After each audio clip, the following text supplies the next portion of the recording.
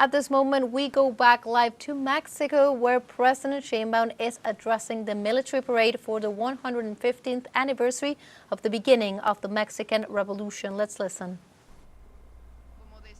As a destiny, the Mexican Revolution is one of the greatest transformations of the 20th century that vindicates social rights, sovereignty, and independence, national resources,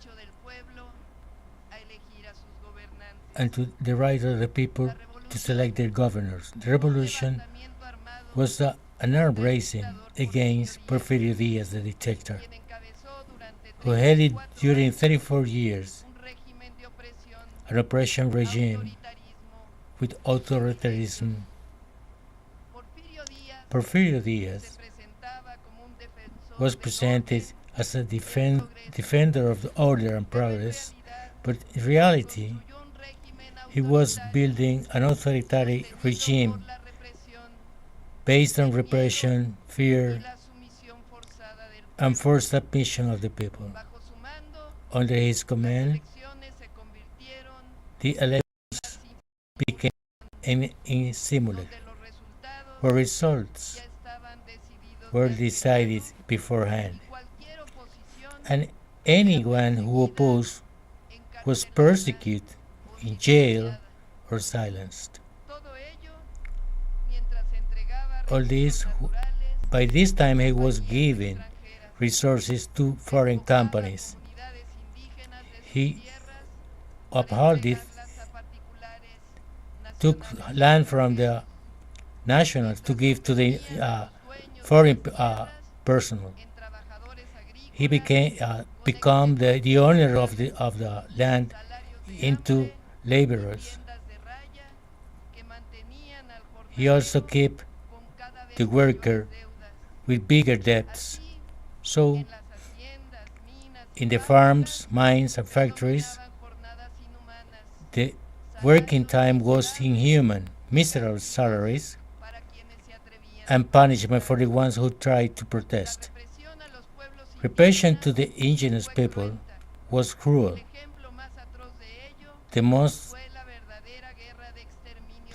greatest example was the exterminios against the Yaquis, with the aim to give their lands to particular people. Progress, in quotations, or porphyry, was in reality a progress for a lot of people, built on the brutal exploitation, racism, and injustice. The country was living an artificial bright, but misery was growing on the field. Ordered speeches, meantime, they were killing people just with workers who tried to organize were persecuted, in jail, or killed. Strikes in Cananea and Rio Blanco show the world the brutality with the regime was facing the minimum exigence of justice. Political freedoms were cancelled. Independent press were persecuted. Oppositors were watched, exiled, or silenced.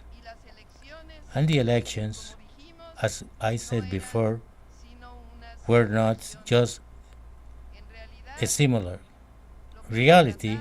What we were trying to do was to make it forever the control of an elite that was governing without any responsibility on the people. That was the Mexico that Francisco Amadero faced, and previously were facing brothers Amador who were in jail and exiled. Madero, a very deep, convinced man about democracy and legally, he looked first just the Pacific way. He walked around the country, he founded a political party, and he called to free elections. His message found echo in a an entire society about oppression. But when Porfirio Diaz, after having promised in an interview that he was not going to be reelected, he decided once more to grab the power and send into jail his main oppositor, was then when the apostle of democracy learned that the institutional way was closed.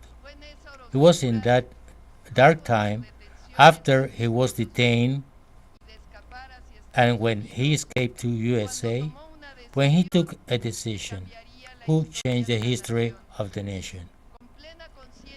Very consciously about the danger and understanding that his life was at stake and that the fight was not going to be equal against the apparatus, he redacted a San Luis plan. That document was written in the exile, and in the dark hours, he called to not to know the regime, and he fixed a date to raise the weapons, 20th of November 1910, 115 years ago. The San Luis plan said, peoples, in its constant effort to build and to triumph their liberty ideals, are pushed in some historical times to do the biggest sacrifices. He was proposing also to restitute the lands to the ones who were stolen from, and to rebuild a country where the vote were real expresses the people's and not to be re-elected. They added to farmers and workers added to this plan that were tired about the regime. Zapata and Villa, popular heroes, that at the beginning came together with Madero in the fight for the fair country and democratic country. The San Luis Plan was more than a call to rebellion. It was a faith act on the Mexican people. It was the conviction that no power, for big it were, could impose to the justice and the truth. The call of Madero had an echo, and after only 6 months, May 10, 1911, General Navarro, Porfirio's defensor, surrendered to the revolutionaries. Madero then goes on his way to Mexico City. He was victor and claimed in every people and every city. His triumphal entrance at Mexico City was remembered just by Juárez's entrance after the conquer of the Second Independence. He was elected president by the popular vote. However, the collapse of the regime was not an instantaneous act. It was a giant enterprise. As president, Madero gave every day of his life to follow that ideal. He thought it was very important to make a peaceful country and a prosperous country. Of course, he had some troubles, but maybe he didn't know how to measure the deep of the people that was claiming for justice. But his failures and pality in front of submission, he was a pioneer of democracy. When he was a whisper, a dreamer who decided to fight against the exploitation, injustice, and authoritarianism. The coup d'etat that overthrew him, Madero's and Suarez in February 1913, was a betrayal from another group from the Porfirian group in the military power, who was backed from the outside. During the cold, tragic scene, the enemies of the government, between them Cuerda and Felix Díaz, conspired to destroy the democratic project that Madero was representing. To this was adding up the USA ambassador, Wilson, who openly intervened, supporting the coup and signed for the pacts that make the government fall down. That interference added to the internal betrayal, ended at the killing of Maderos and Suarez, a crime that opened one of the most painful chapters and violent in the Mexican story. After the state coup, 19th of February 1913, Coahuila Congress published a decree where he didn't acknowledge Huerta and faculty Carranza to create an army force and reestablish democracy and the constitutional order. Villa and Zapata keep on with the revolutionary movement to fight against Huerta's regime, taking part of the forces that finally overthrow him. The truth is that the whole nation became in a battlefield marked by fires, hunger, and epidemics. Between 1913 and 1917, according to Don Jesus, the word misery and typhus killed at about 1 million Mexicans.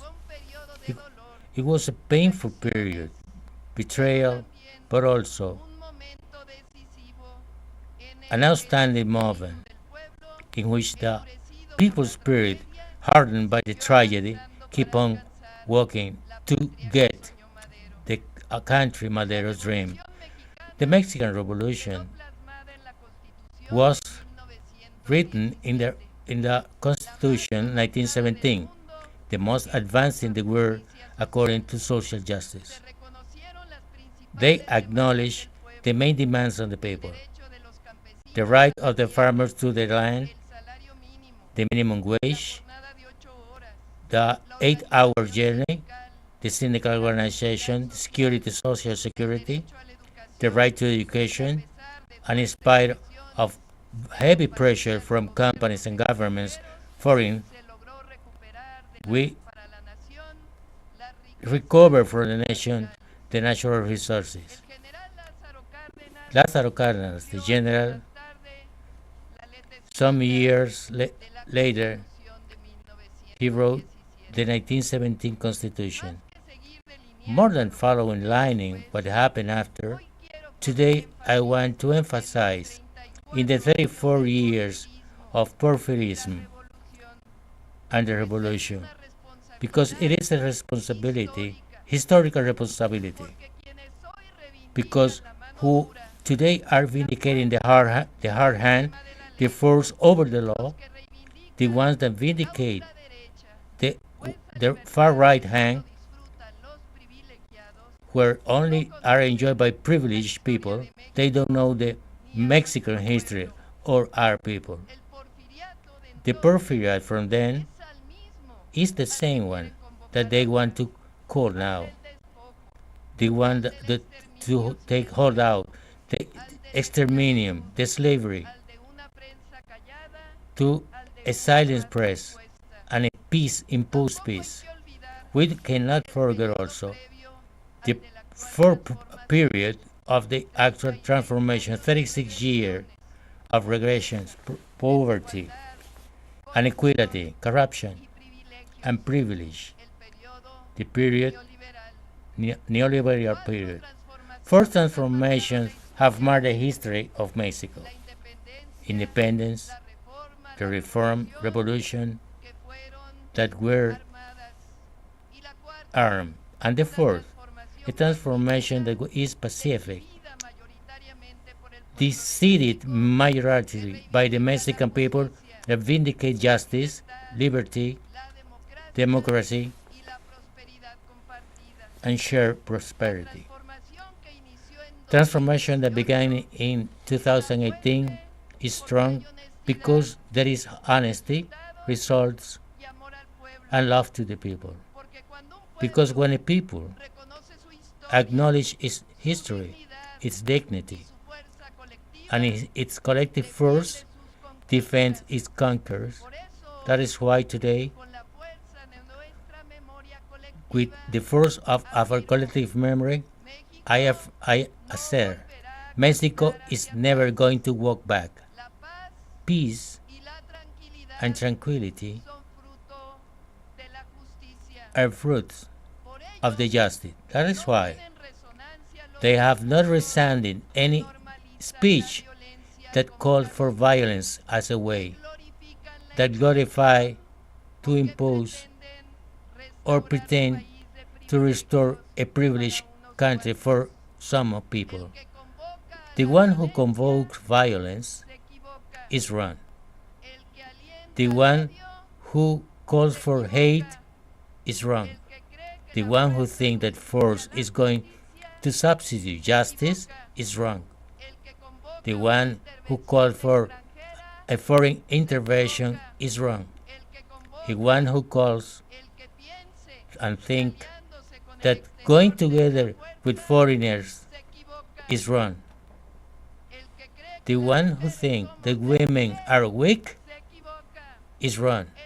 The one who thinks that transformation is sleeping is wrong. The one who thinks that calumny campaigns and lies are hurting people and these young is wrong. The one who thinks that people is fool is wrong.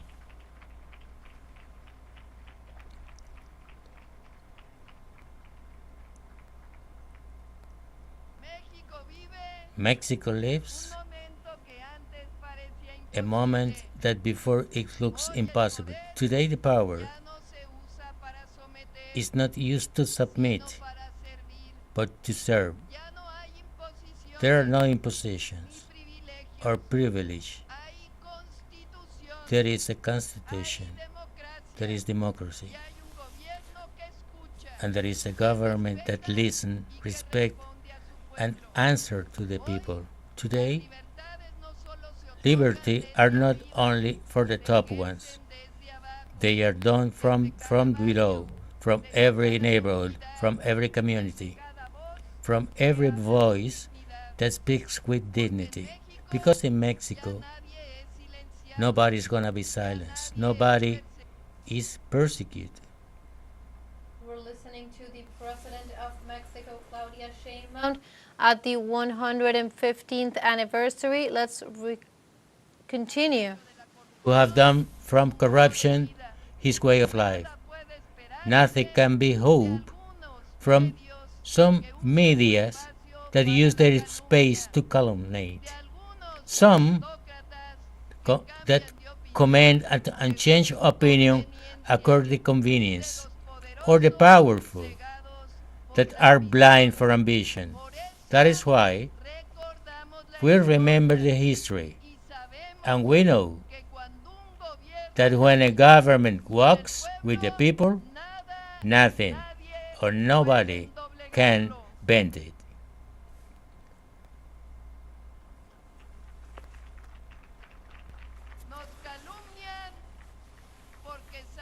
They calumny us because they know our honesty. They know that we are not going to be submitted to the interest of the ones who before they had their power or they were having privilege and no government or any foreign interest. They know that we are not going to be decorative figures or tools for the ones who were used to steal and to concentrate the economical power and political power from this country.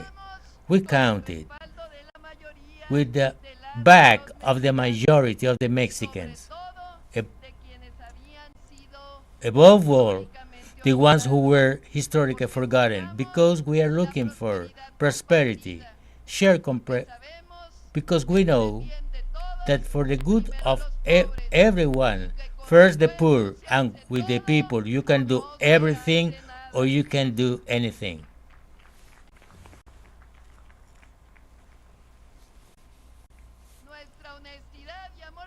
Our honesty and love to people is coming with us.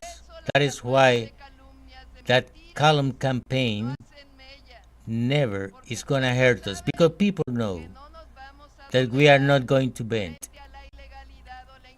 to illegality or injustice. Mexican people is stronger because it's know that together we defend sovereignty, the independence, democracy, and justice. I am ending remembering that the Mexican Revolution led us big teachings and legacies. One of them, our armed forces, that emerged from the Mexican Revolution, that emerged from a heroic people against state coup. That is why I acknowledge, and the Mexican people acknowledge their patriotism, their courage, their giving and service to the people. I congratulate all the officers from the Marine and Defense that that in this historical day, and I convoke them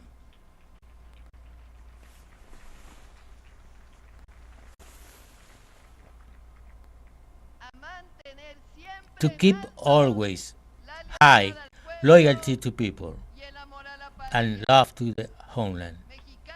Mexicans,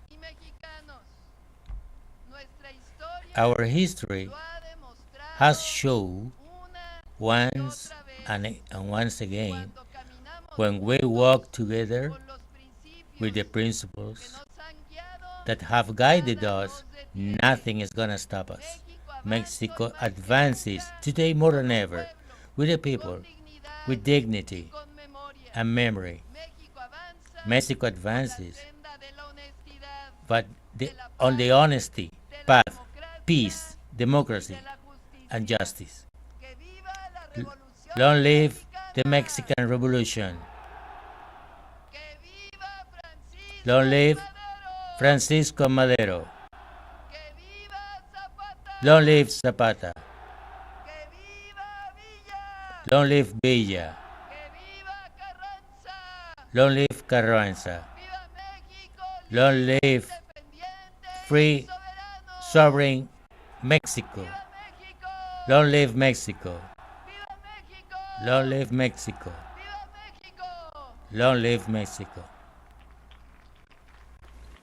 Those were the words of the Mexican President Claudia Sheinbaum as she was calling to maintain the loyalty to the people in this 115th anniversary of the beginning of the Mexican Revolution, that armed uprising against the regime of Porfirio Diaz. And she was saying that from that moment on, never again a government of Mexico, particularly talking about the current time, would forget those lower classes and would continue to build with the people. With the people, everything. Without the people, nothing can be done. That was the words of the President of Mexico, Claudia Sheinbaum. And with this, we have come to the end